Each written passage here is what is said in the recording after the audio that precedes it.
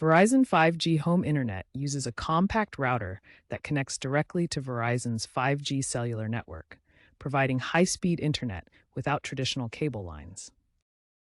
The router acts as a bridge, connecting to Verizon's 5G towers and distributing internet to all your home devices, creating a seamless network.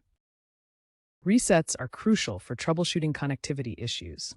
There are two main types: soft resets, which simply reboot the router to clear temporary problems, and factory resets, which completely erase all custom settings and restore the device to its original defaults.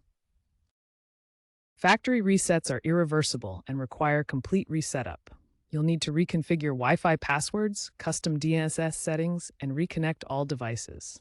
Smart home devices will disconnect, so always back up your settings first to prevent losing important configurations. The trend is towards app-based management with AI features that can predict issues and perform automatic resets. Understanding the differences between soft and factory resets, along with their implications, is the first step to effective troubleshooting. There are two methods for performing a factory reset on your Verizon 5G home internet router.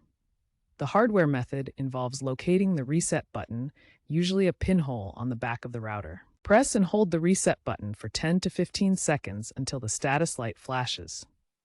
The router will then reboot and reset to factory settings.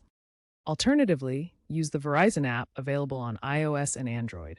Log in with your Verizon account. Navigate to Devices, your 5G home router, Troubleshooting, Factory Reset.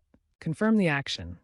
The app method may offer options for partial resets, such as Wi-Fi settings only. The router will automatically download the latest firmware after the reset if connected to the internet.